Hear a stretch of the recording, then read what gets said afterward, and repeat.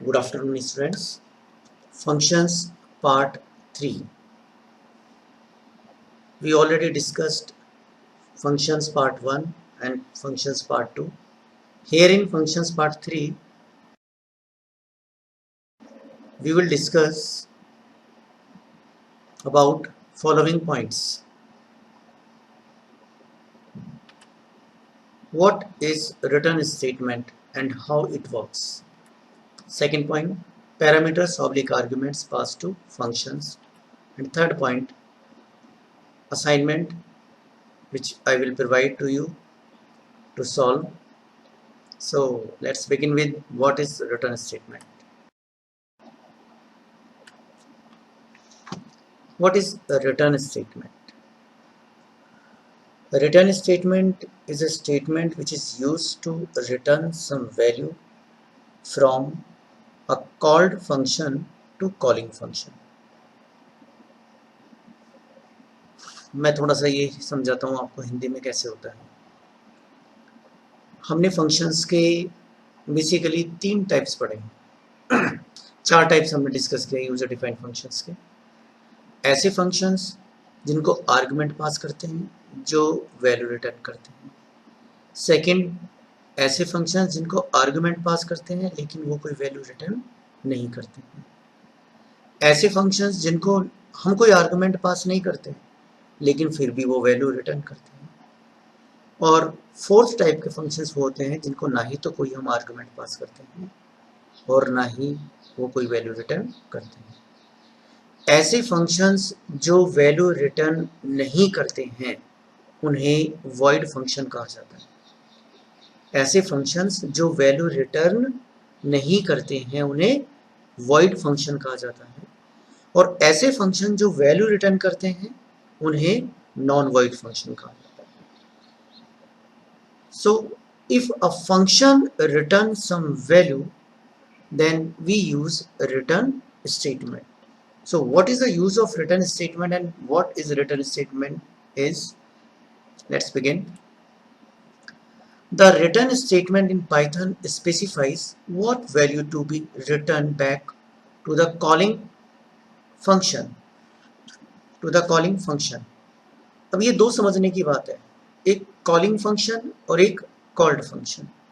दो फंक्शन होते हैं, कॉलिंग फंक्शन और called function.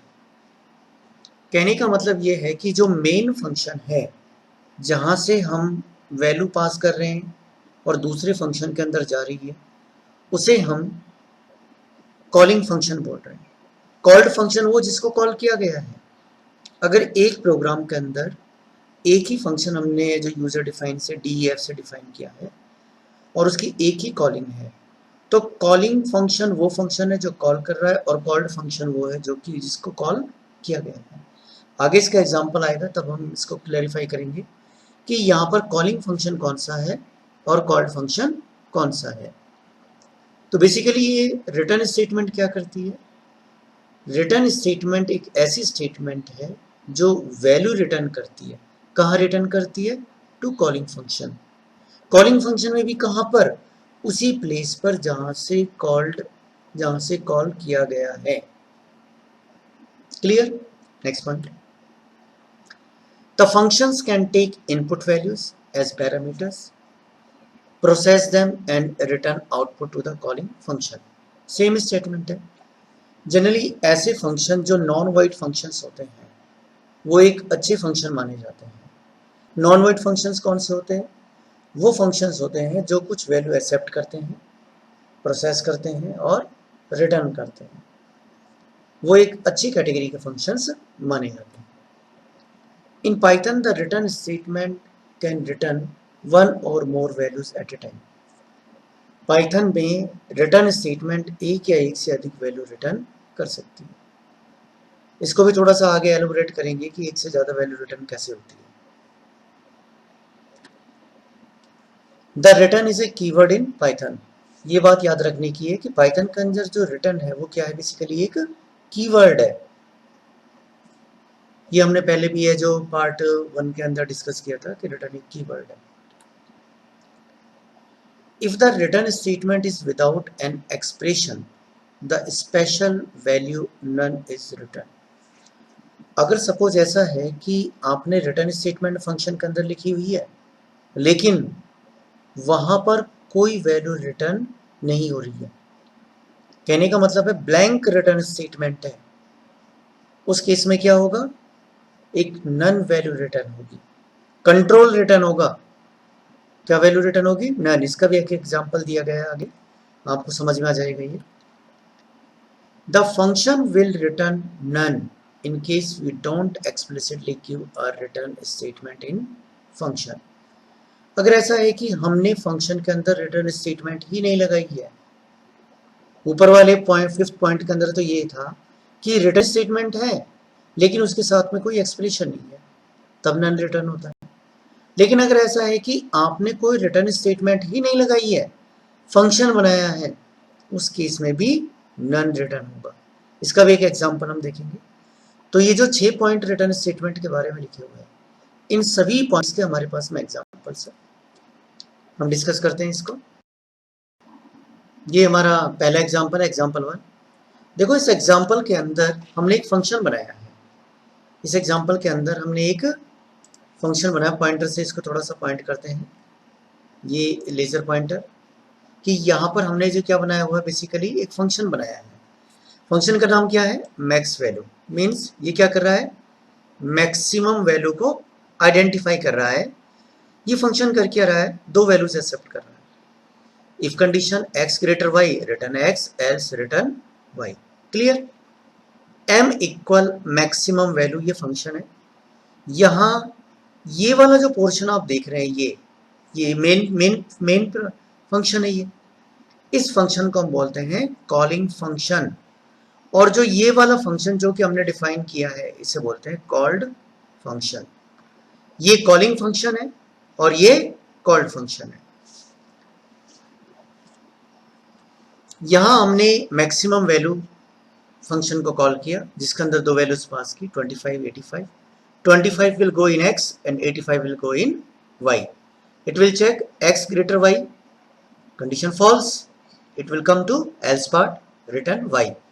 Y will be returned here in this place from where we called it. जहां से हमने कॉल किया है वहीं पर y रिटर्न होगा। क्लियर।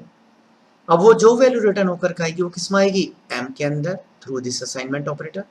m की वैल्यू जो है वो फाइनली यहाँ पर प्रिंट हो जाएगी। क्लियर। तो अगर हम इसका आउटपुट देखते हैं तो जो आउटपुट आएगा वो क्या आएगा, 85। Okay, I hope you understand this example about return statement. Example number 2. See this example.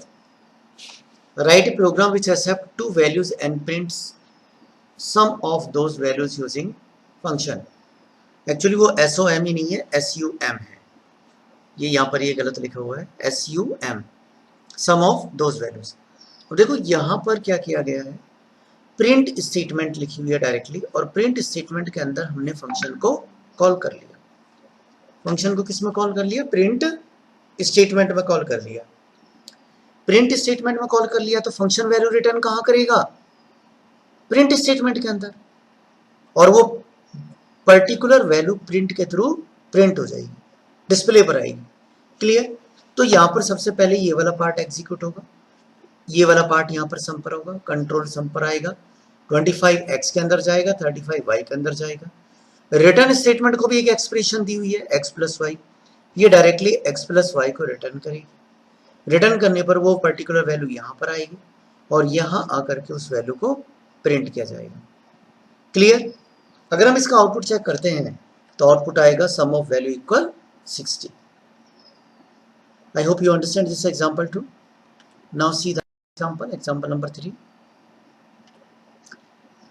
Code to see the result without no return statement। अब देखो यहाँ पर ये डिफाइन किया गया है, फंक्शन है का नाम भी नो रिटर्न कर दिया हमने, x, y।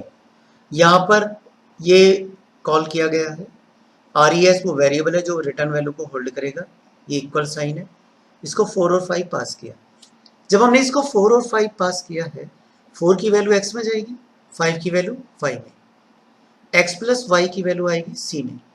यहाँ पर हमने क्या है, कोई रिटर्न स्टेटमेंट नहीं लगाई है, जब हम कोई रिटर्न स्टेटमेंट नहीं लगाई है तो फंक्शन क्या रिटर्न करेगा? Function will return none, none return करेगा। नन एक कीवर्ड है, सब लोगों को मालूम है, नन एक कीवर्ड है।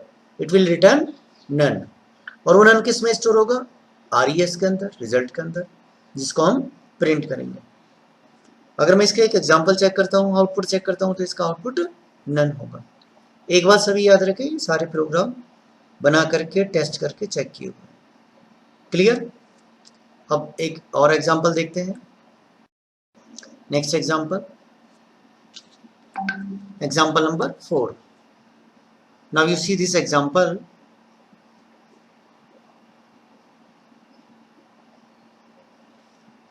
The fourth example, empty return statement. यहां पर रिटर्न स्टेटमेंट लगी हुई है, सेम प्रोग्राम है, यहां रिटर्न स्टेटमेंट है, ये रिटर्न स्टेटमेंट, लेकिन ये रिटर्न स्टेटमेंट कैसी है? एम्प्टी। इसके साथ में कोई एक्सप्रेशन नहीं दी हुई है। एक्सप्रेशन नहीं दी है तो ये एम्प्टी रिटर्न स्टेटमेंट क्या रिटर्न करेगी? It will return none. अगर रिटर्न स्टेटमेंट भी नहीं लिखी हुई है तो भी नन रिटर्न होगा, और अगर एम्प्टी रिटर्न स्टेटमेंट है उस केस में भी नन रिटर्न होगा। क्लियर? आउटपुट देखते हैं इसका, ये इसका आउटपुट है, सेम आउटपुट है। Now the next example, example number 5. See this example. Write a program to find maximum and minimum value out of a list of values using function.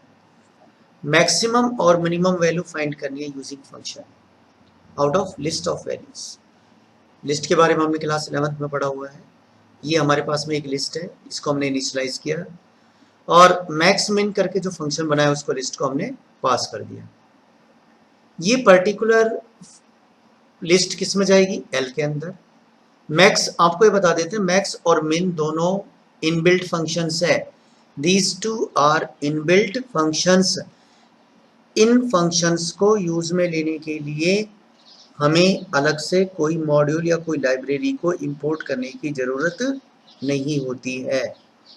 Max और min दोनों क्या है? हमारे inbuilt function है। हमने यहाँ पर इस प्रोग्राम के अंदर इन दोनों इनबिल्ट फंक्शन के थ्रू मैक्सिमम और मिनिमम फाइंड आउट कर लिया। हम लॉजिक से भी कर सकते हैं, लेकिन हमने यहाँ इस प्रोग्राम एग्जाम्पल में शॉर्ट एग्जाम्पल करना था, तो हमने मैक्सिमम और मिनिमम दोनों फंक्शन यहाँ पर यूज में लिए, और एट ए टाइम हम रिटर्न स्टेटमेंट से दो वैल्यू रिटर्न कर रहे हैं, दो वैल्यूज रिटर्न कर रहे हैं। अब एक चीज आपको यहां पर मैं क्लियर कर देता हूं। पॉइंट ये था कि फंक्शन कैन रिटर्न वन और more value in Python. At a time एक बार में एक या एक से अधिक वैल्यूज को रिटर्न किया जा सकता है। क्लियर? लेकिन जब हम एक वैल्यू को रिटर्न करते हैं तो वो वैल्यू डायरेक्टली वेरिएबल में जाती है, जिसमें वो कॉलिंग फंक्शन में जाएगी रिटर्न होने का करके। लेकिन अगर हम एक से ज्यादा value at a time return करते हैं तो वो वैल्यू क्या होती है? फंक्शन एक्चुअल में एक बार में एक ही वैल्यू रिटर्न करता है, लेकिन जब हम मल्टीपल वैल्यूज को रिटर्न करते हैं तो फंक्शन उसको पैक कर देता है। किसमें? टपल में। यहां पर m और n दो वैल्यू है, तो फंक्शन क्या करेगा? इन दोनों वैल्यूज का एक टपल बना देगा, दोनों वैल्यूज का एक टपल बनाएगा, और टपल बना करके कहां पर रिटर्न करेगा? जहां से कॉल किया गया है इस जगह रिटर्न करेगा। एक टपल बना करके वो टपल इस जगह रिटर्न होगा। फिर क्या होगा कि वो पर्टिकुलर टपल अनपैक हो जाएगा। अनपैक होकर के m की वैल्यू, पहली वैल्यू जो टपल की फर्स्ट वैल्यू है वो mx में जाएगी, टपल की जो सेकंड वैल्यू है वो n है, वो mn के अंदर जाएगी। क्लियर? तो बेसिकली जब एक से ज्यादा वैल्यू रिटर्न करते हैं तो रिटर्न स्टेटमेंट क्या करती है? उनका एक टपल बनाती है और वो टपल रिटर्न होता है, लेकिन फंक्शन एक बार में एक ही वैल्यू रिटर्न करता है। मतलब रिटर्न एक ही हो रहा है। जब पैक बना दिया तो एक बारी तो एक ही तो हो रहा है, उसको पूरे का हमने जो एक टपल बना दिया, टपल बना करके मल्टीपल वैल्यूज को पैक कर दिया, और पैक करके अब हम उसको रिटर्न कर रहे हैं। समझ में आ गया? इसका अगर हम आउटपुट देखते हैं तो मैक्सिमम 59 और मिनिमम 4, जैसे कि एग्जांपल में दिया गया है। नेक्स्ट एग्जांपल हम यहाँ देखते हैं, write a program to return square of given values. ये देखो यहाँ पर हमारे पास में रिजल्ट ये वेरिएबल है जिसके अंदर ये कॉलिंग फंक्शन का पार्ट है, यहाँ से कॉल किया गया है स्क्वायर को, स्क्वायर फंक्शन को। 5x के अंदर जाएगा, 6y के अंदर जाएगा, 7z के अंदर जाएगा। रिटर्न किया गया है x y z को। यहाँ पर x multiply by x, y multiply by y, z multiply by z, ये तीनों वैल्यूज को एक साथ रिटर्न किया गया। क्लियर? जब ये एक साथ तीनों वैल्यूज को रिटर्न किया गया है तो बिल्कुल वही होगा, मल्टीपल वैल्यूज रिटर्न हो रही है। जब मल्टीपल वैल्यूज रिटर्न हो रही है इसका मतलब क्या है, ये सारी वैल्यूज का जो रिटर्न स्टेटमेंट है उनका एक टपल बनाएंगी और उस टपल को रिटर्न करेंगी। यहां पर वो टपल किस में असाइन हो जाएगा, रिजल्ट में। Now result become a tuple. अब इसके जो आउटपुट आ रहा है the square of values equal result, तो रिजल्ट क्या प्रिंट हो रहा है, टपल। मैं इसका आपको आउटपुट दिखाता हूं। जो आउटपुट है the square of values equal 25, 36 and 49, किस फॉर्मेट में है, टपल की फॉर्मेट में। यहां पर ये पॉइंट को फिर से रिमाइंड करने की जरूरत है। When we return multiple values from a function then function return those values in form of tuple as shown in above example, or we can directly unpack the tuple in multiple variables as shown in example number 5. So this was about return statement. Next हम discuss कर रहे हैं parameters oblique arguments pass to functions. Parameters oblique arguments pass to functions. Parameters or formal argument. These are the values provided in parentheses when we write a function header. देखो एक बात समझने की है, जब हम फंक्शन हेडर लिखते हैं तो फंक्शन हेडर के अंदर पैरेंथेसिस के अंदर जो आर्गुमेंट स्पेसिफाई करते हैं, जैसे एग्जांपल नंबर 6 के अंदर हमने एक्स वाई जेड लिया हुआ है, तो x, y, z जो हमने फंक्शन के हेडर के अंदर लिए गए हैं, तो वो तीनों आर्गुमेंट या तीनों पैरामीटर उन्हें हम क्या बोलते हैं, फॉर्मल पैरामीटर या फॉर्मल आर्गुमेंट या पैरामीटर बोलते हैं। Simple formal parameter, formal argument या पैरामीटर बोलते हैं। ठीक है, इन्हें हम एक्चुअल नहीं बोलते हैं क्योंकि एक्चुअल तो वो थे जहां से उनको कॉल किया गया था। ठीक है, इसी तरह से हमारे पास में आर्गुमेंट कहे या एक्चुअल पैरामीटर या और actual argument. These are the values passed to the function when it is called oblique invoke. जहां से हम वैल्यूज को पास करते हैं उस या इन्वॉक करते हैं फंक्शन को, उन वैल्यूज को हम बोलते हैं एक्चुअल पैरामीटर और एक्चुअल आर्गुमेंट। एग्जांपल से समझाएंगे हम यहाँ पर। ये जो नीचे एग्जांपल दिया गया है, प्रीवियस एग्जांपल डिस्कस कर रहे हैं, यहाँ पर 5, 6, 7 ये मेन वैल्यूज है। Here 5, 6, 7 are the actual argument oblique parameter. ये एक्चुअल है, इनकी फोटोकॉपी जाती है यहाँ पर, क्या जाती है, फोटोकॉपी। 5 की कॉपी x में जाएगी, 6 की कॉपी y में जाएगी, 7 की कॉपी z में जाएगी। ये तो मैंने यहाँ पर डायरेक्ट वैल्यूज ली, अदरवाइज मैं a b c यहाँ पर 3 इनपुट करके a b c पास भी कर सकता था। तब a की कॉपी x में जाती, b की कॉपी y में जाती और z की कॉपी c की कॉपी z में, अकॉर्डिंगली। समझ में आ गया? यहां पर ये फंक्शन हेडर है, इस फंक्शन हेडर के अंदर ये जो आर्गुमेंट आपको दिख रहे हैं, these 3 arguments are called formal argument oblique parameters. Clear about actual argument और formal argument. Points about parameters oblique arguments, ये कुछ पॉइंट्स हैं। If you are passing value of immutable types, अगर आप इम्यूटेबल टाइप की कोई वैल्यू पास कर रहे हैं, जैसे नंबर हो गया, स्ट्रिंग हो गया, etcetera, to called function, then the called function can not alter their values. अगर आपने इम्यूटेबल टाइप की वैल्यूज पास की तो उन वैल्यूज को कॉल्ड फंक्शन चेंज नहीं कर सकता। क्यों? क्योंकि वो इम्यूटेबल है। लेकिन अगर आपने म्यूटेबल टाइप की वैल्यूज पास की तो फंक्शन उनको चेंज कर सकता है। म्यूटेबल टाइप की वैल्यूज जैसे लिस्ट, डिक्शनरी, एटसेट्रा। ठीक है, अगर इस टाइप की वैल्यूज आप कॉल फंक्शन को पास करोगे तो वो उनको चेंज कर सकता है। यहां पर एक एग्जांपल दिया गया है, आप इस एग्जांपल को देखिए। यहां पर ये बात दिखाई गई है, तो बताया गया है कि कॉल्ड फंक्शन कौन सा है और कॉलिंग फंक्शन कौन सा है। यहाँ पर ये कमेंट का निशान होना चाहिए, ठीक है। देखिए मेन प्रोग्राम, ये जो आपको दिख रहा है ये मेन प्रोग्राम है, ये है मेन प्रोग्राम, और ये जो है कॉल्ड फंक्शन। ये जो आपको एरिया दिख रहा है यहाँ से, इसे बोलते हैं कॉलिंग पोर्शन, ये कहलाता है कॉलिंग पोर्शन। ये कॉलिंग फंक्शन है, ये कॉलिंग पोर्शन है, ये कॉल्ड फंक्शन है, ठीक है। Here x y z are the formal argument parameters, वही एग्जांपल है, और ये एक्चुअल पैरामीटर्स है। तो इस पॉइंट्स में जो दो पॉइंट यहाँ पर दिए गए हैं वो बेसिकली म्यूटेबल और इम्यूटेबल डेटा टाइप के हैं, कि अगर आप कोई ऐसी वैल्यू पास कर रहे हैं जो कि इम्यूटेबल है, then you cannot change those values, but in case you are passing a value which is mutable of type, which can be changed by the function. Clear? Next types of arguments. यहाँ पर केवल हम ये बता रहे हैं कि arguments या पैरामीटर्स के टाइप्स क्या क्या हैं। इनको हम नेक्स्ट क्लास यानी कि कल हम ये लोग डिस्कस करेंगे। Tomorrow we will discuss about these 4 types: positional arguments, default arguments, keyword arguments and variable length arguments. All these 4 points are very very very important. Exam में जरूर इनका डिफरेंस से रिलेटेड कोई क्वेश्चन आएगा। We will discuss these points tomorrow's class. Assignment, ये assignment के अंदर हमने आपको कुछ क्वेश्चंस दिए हैं। Write a program to print n terms of Fibonacci series using function. ये सिंपल है, इसके अंदर कहीं कोई रिटर्न वैल्यू का कंसेप्ट नहीं है, बट आपको इसको भी रिटर्न से करना चाहें तो कर सकते हैं। Write a program to which accept 3 values passed to a function and the function should return maximum and minimum value and print the result.